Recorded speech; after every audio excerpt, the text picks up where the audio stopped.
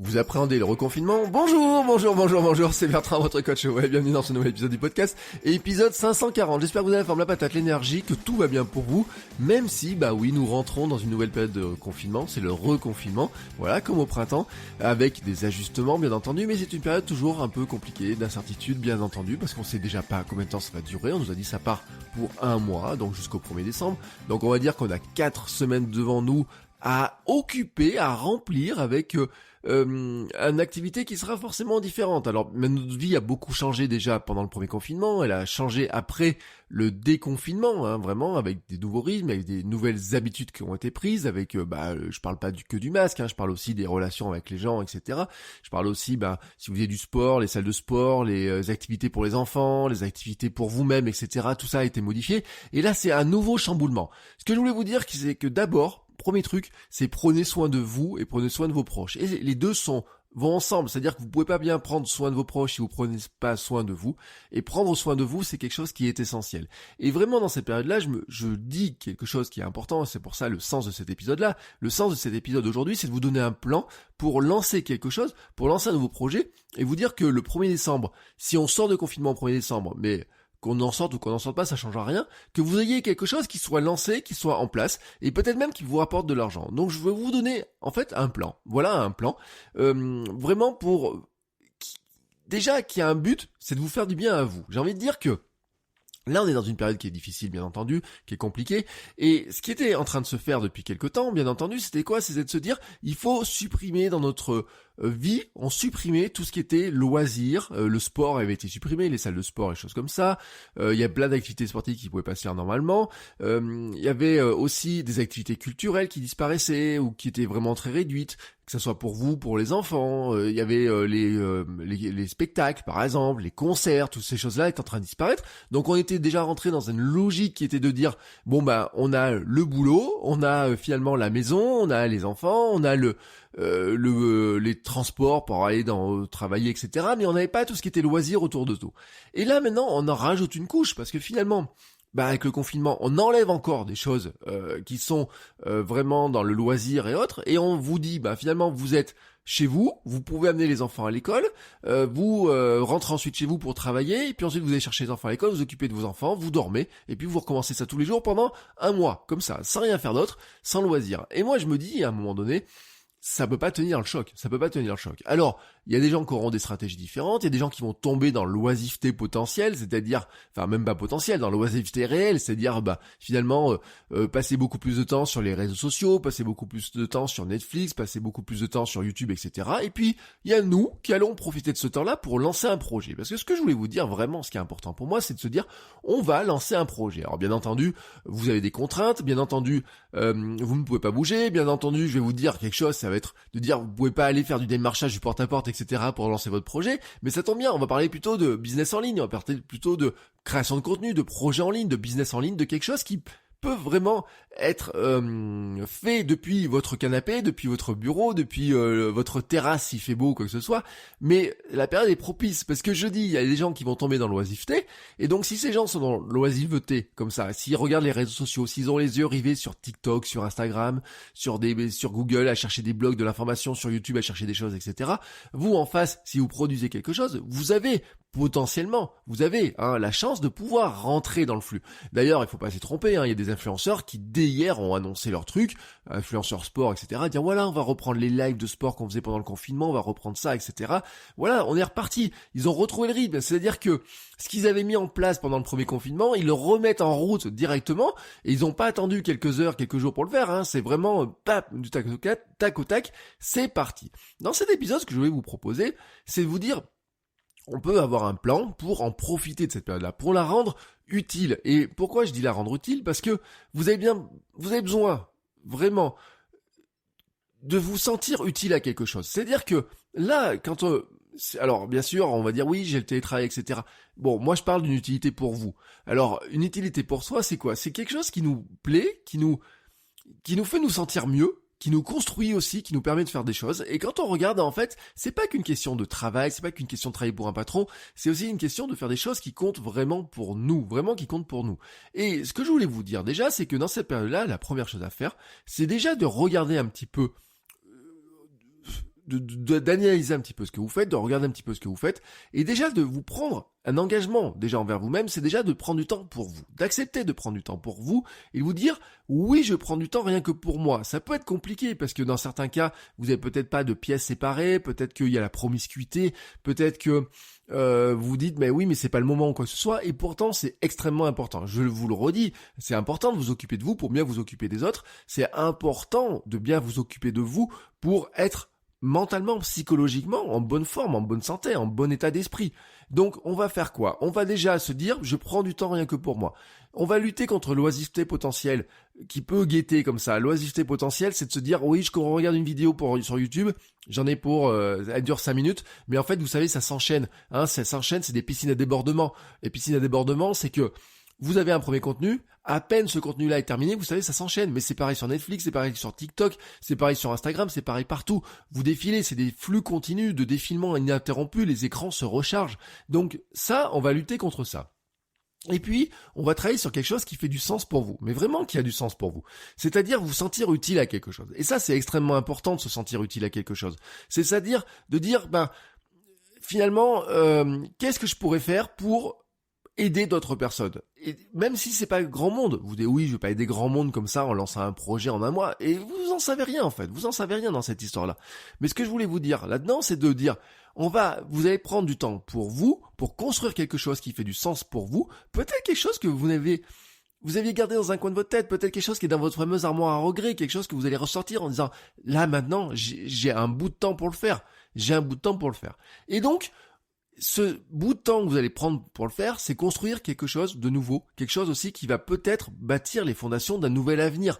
Vous savez pas en fait où ça mène. C'est ce que je dis toujours dans le contenu, c'est ce que je dis dans l'entrepreneuriat, c'est vous ne savez pas où ça vous mène. Peut-être que ça marchera pas, mais peut-être que ça marchera beaucoup plus que ce que vous pensez.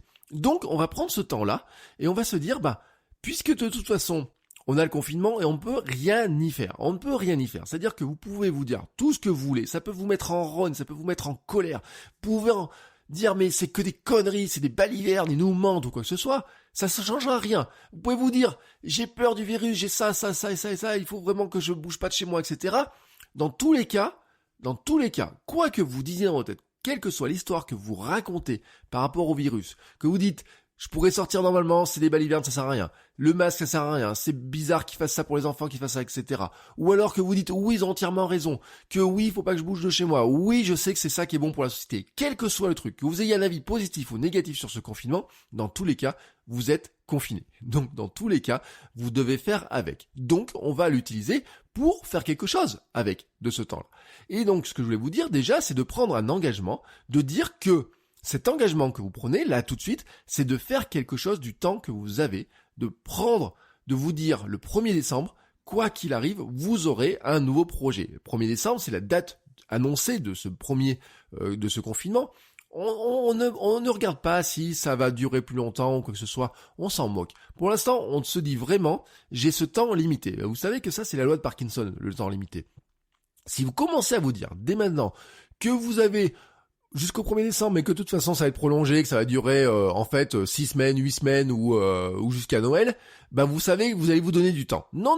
Là, vous avez un temps limité, on va dire, on part sur 4 semaines, vraiment sur 4 semaines, et déjà, vous allez vous dire quelque chose, c'est que vous ne serez pas le même à la fin de ce confinement. Au 1er décembre, vous ne serez pas le même. Vous aurez lancé quelque chose d'autre, vous aurez fait quelque chose pour changer votre vie. Vous ne savez pas si ça va changer un tout petit truc, vous ne savez pas si ça va changer un grand truc, mais vous aurez fait quelque chose vraiment pour profiter de ce temps-là. Maintenant, ce que vous allez faire, maintenant que vous avez pris cet engagement, vous pouvez l'écrire, vous pouvez le marquer sur une feuille. Deuxième chose, vous allez prendre votre agenda et dans votre agenda, vous réservez une période de 30 minutes à 1 heure tous les jours. 30 minutes à 1 heure tous les jours.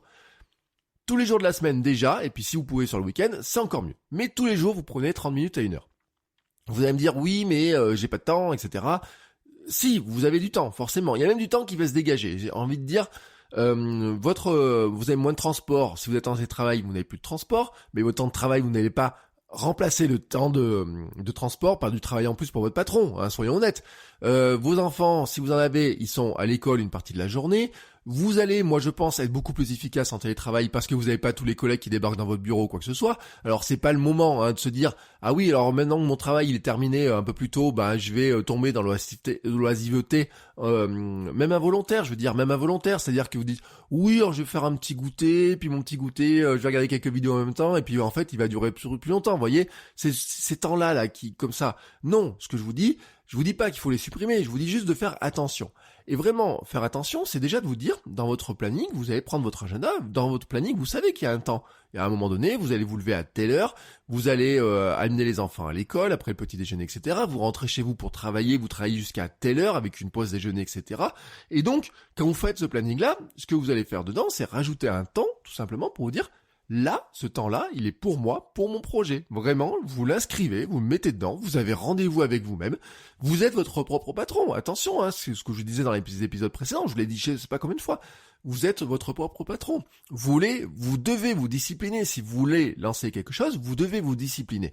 Donc, vous inscrivez dans votre agenda, ce temps, vous le réservez. Peut-être que les premiers jours, vous allez peut-être pas être certain du moment où vous allez le placer. Peut-être vous allez vous rendre compte que finalement, il vaudrait mieux le mettre un peu plus tôt le matin. Peut-être qu'il vaut mieux le mettre sur la pause déjeuner. Peut-être que le soir, c'est un peu compliqué ou quoi que ce soit. À vous de voir. Vous le placez. En tout cas, vous allez placer tous les jours un temps, une demi-heure à 1 heure pour travailler sur votre projet. Ça, c'est vraiment important parce que déjà, c'est un temps pour vous. Faites en sorte, essayez de faire en sorte de ne pas être dérangé, de ne pas avoir des interruptions. Je vous dis, vous allez vous débarrasser des interruptions potentielles des gens qui rentrent dans votre bureau ou au travail, etc. C'est pas pour ajouter des interruptions de votre conjoint, votre conjointe qui viendrait taper à la porte tout le temps. Non, à un moment donné, c'est à dire écoute, si vous avez un conjoint, une conjointe, vous dites écoute, moi là ce temps-là, j'en ai besoin et tout, je vais travailler dessus, voilà, hop, s'il te plaît, ne me dérange pas. Oui, c'est comme ça, il faut être honnête. Je rappelle, vous êtes responsable de votre temps, vous êtes responsable de ce que vous allez faire. Donc la responsabilité, c'est aussi de vous dire, à un moment donné, je mets les conditions pour être tranquille, pour pouvoir avancer tranquillement sur ce que j'ai à faire sur mon projet. Maintenant, ce que nous allons faire, vraiment, maintenant, c'est prendre toujours notre calendrier, mais c'est de regarder un petit peu les semaines qui viennent et de les découper. On a 4 semaines, on va prendre grosso modo 4 semaines, j'ai pas vérifié dans le calendrier si on était pile sur 4 semaines, j'ai pas les yeux rivés sur l'agenda, mais en tout cas, on va considérer 4 semaines. Première semaine, ce sont les fondations de votre projet.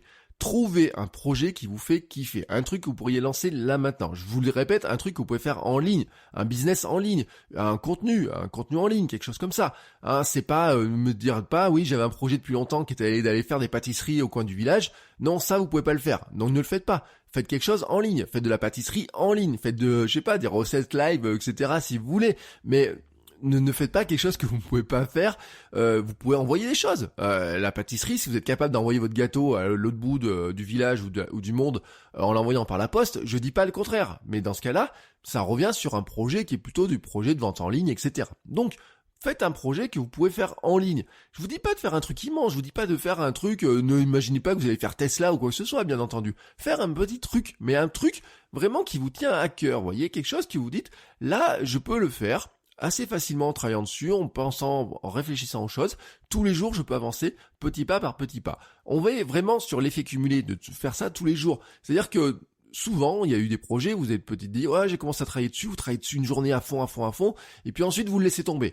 Non, au lieu de faire ça, on va plutôt se dire, non, j'ai un temps limité, je me le suis réservé, je travaille vraiment dessus à fond, sans interruption et tout, je suis vraiment concentré dessus, et je le fais avancer. Mon but à moi, c'est que le 1er décembre, il soit en place, que quelque chose soit en place, qu'il soit visible, que les gens puissent s'abonner, s'inscrire, acheter si c'est quelque chose à vendre, mais en tout cas, vous l'avez. Donc, la première semaine, vous prenez du temps vraiment pour travailler sur votre projet. Ce projet, ça peut être d'écrire un livre, ça peut être de lancer un podcast, ça peut être de créer une chaîne YouTube, ça peut être de vous dire, tiens, je vais faire du TikTok, ça peut être de vous dire, je vais faire une nouvelle chaîne YouTube qui va parler de comment je m'organise pour faire telle ou telle chose. Vraiment, là-dessus. Mais questionnez-vous vraiment, c'est important, vraiment sur ce projet-là, pour qu'il vous tienne vraiment à cœur, Donc prenez du temps, je vous dis pas de trouver un projet là en 10 minutes et de vous lancer dedans. Non, il faut vous dire, il faut que je puisse travailler dessus 1 semaine, 2 semaines, 3 semaines, 1 mois, que ensuite je puisse le garder. Si vous voulez qu'il vous change quelque chose un petit peu dans votre vie dans le futur, imaginez vous dire, est-ce que là, par exemple, je construis pas les fondations pour construire ma nouvelle vie? Bon, dans ce cas, il faut quelque chose qui vous fasse kiffer, quelque chose qui vous valorise, quelque chose qui vous rende, j'ai envie de dire, plus fort dans votre tête, plus fort dans votre cœur parce que ça vous a apporté un bénéfice. Je parle pas qu'un bénéfice d'argent, hein, je dis quand vous êtes dans la transmission, transmettre des choses, apprendre des choses aux gens, ça apporte aussi un bénéfice psychologique qui est vraiment très important. Bon, je reparle pas de la pyramide de Maslow, etc. Vous avez compris le principe. Ensuite, ça, c'est première semaine, vous regardez toutes les idées, vous essayez de les mélanger, de les cumuler, de regarder comment on pouvait faire. Et ensuite, en semaine 2, vous basculez sur le travail sur les fondations. Travailler sur les fondations, c'est quoi? C'est de vous poser les questions essentielles. Pour qui vous le faites? Quelle est votre cible? Qui vous voulez aider? Comment vous voulez les aider? À qui vous adressez? Regardez ce que font les autres personnes. Est-ce qu'il y a déjà des gens qui le font? Alors, c'est pas parce que quelqu'un d'autre fait quelque chose qui ressemble que vous ne devez pas le faire. C'est comment vous allez le faire avec vous et votre personnalité, votre cœur, je vais dire vos couilles, mais c'est ça, en fait. C'est votre cerveau, votre cœur, vos couilles, etc.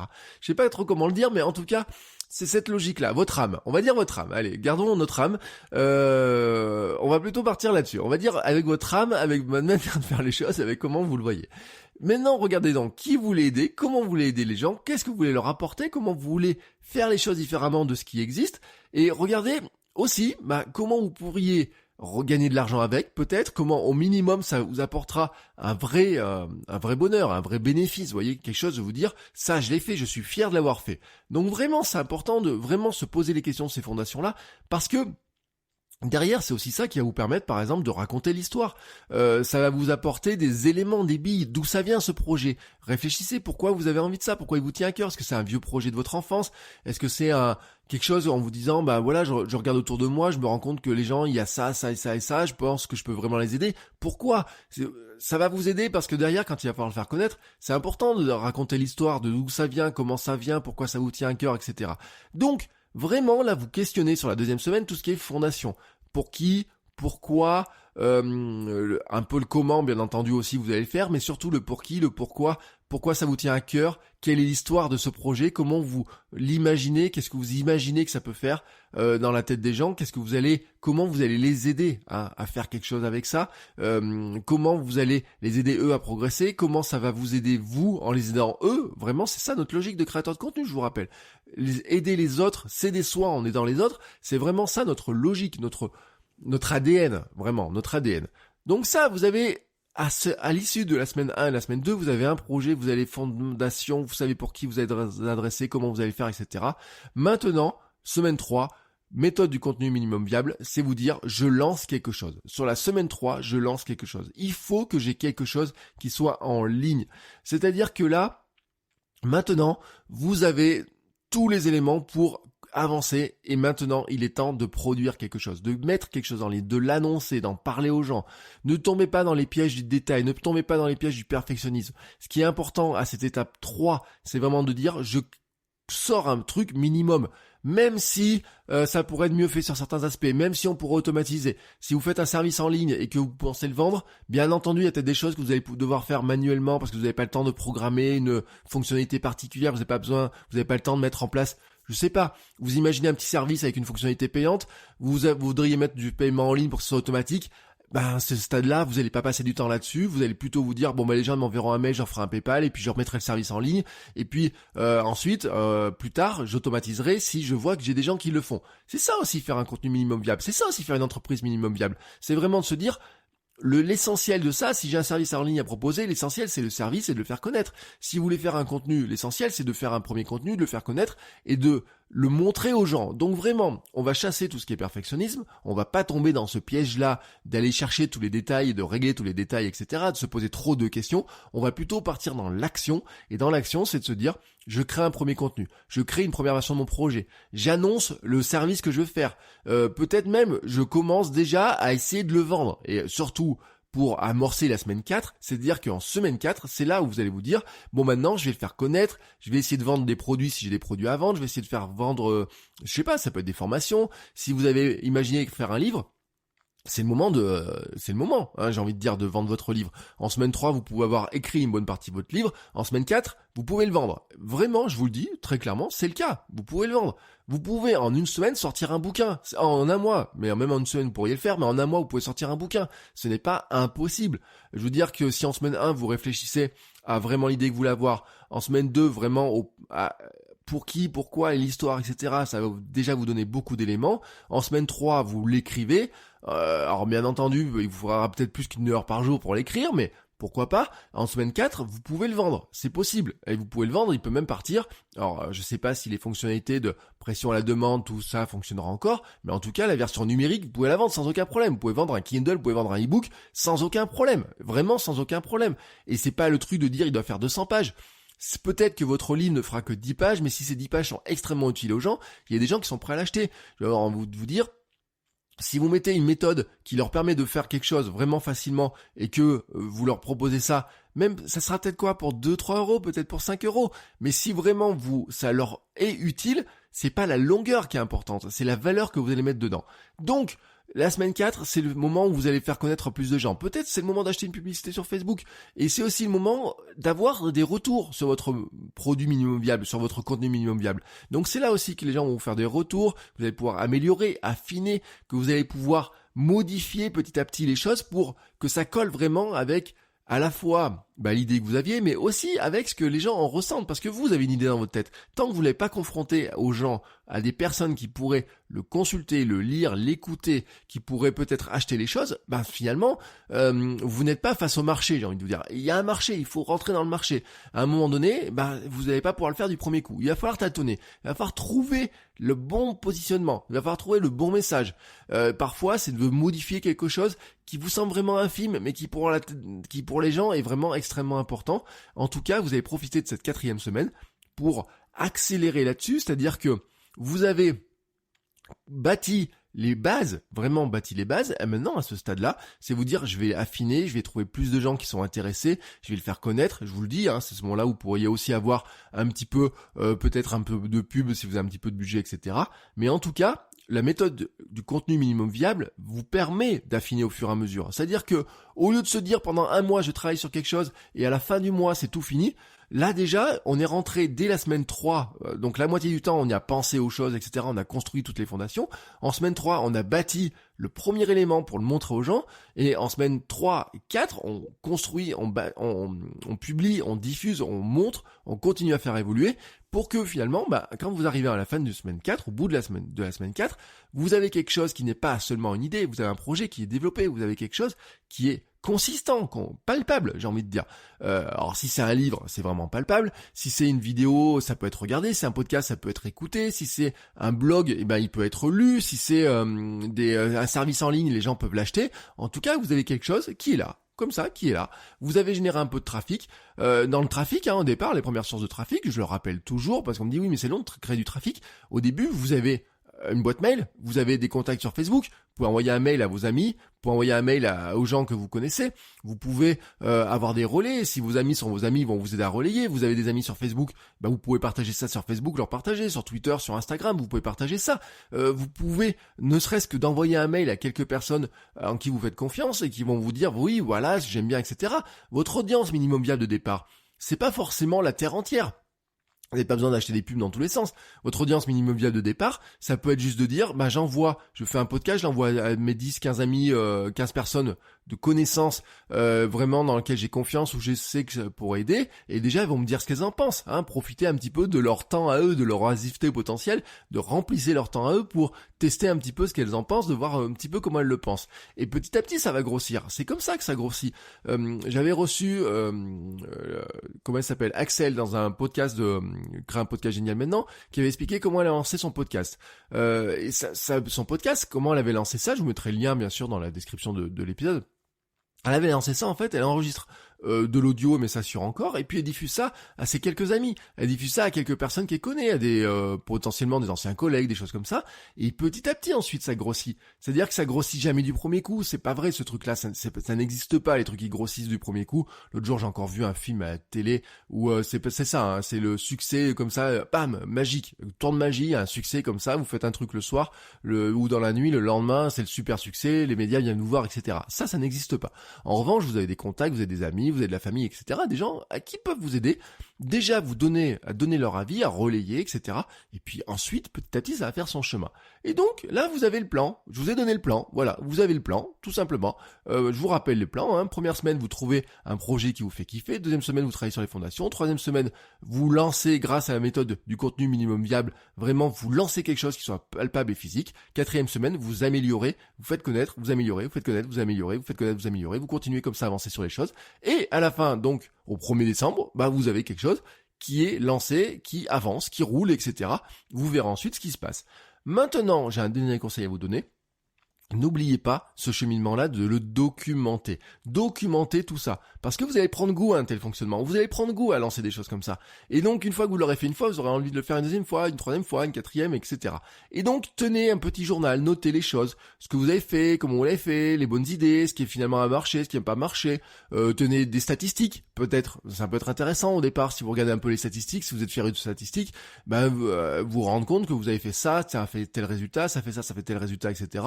Peut-être que sur le deuxième projet, vous direz si ça marche pas aussi bien que ce que vous imaginiez, et vous rendrez compte que sur le premier projet, ça n'avait pas marché bien aussi bien que ce que vous imaginez, mais que ça a fini par décoller au bout de 3 semaines par exemple. Bon, voilà, c'est le genre de choses que vous devez noter. Notez ce qui marche pas. Ça va aussi vous aider de regarder un petit peu votre projet de cette manière-là en documentant. Hein. Vous êtes un petit peu un scientifique qui documente un petit peu ce qu'il fait. Ça va vous aider aussi à prendre du recul. Ça va vous aider aussi à vous dire ça, je l'ai fait ça a pas marché, ça a marché, comment j'ai fait, etc.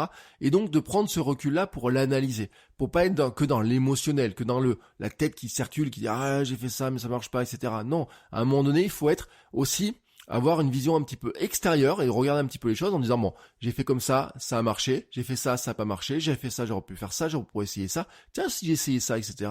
Et donc c'est important de documenter, et puis ça, on sait pas, hein, finalement cette documentation peut vous servir aussi à monter des nouveaux projets, à créer de nouveaux projets qui vont vous aider ensuite à faire quelque chose de nouveau que vous n'avez pas imaginé au départ, mais dont vous avez, j'ai envie de dire, les ingrédients qui sont notés comme ça dans toute votre prise de notes.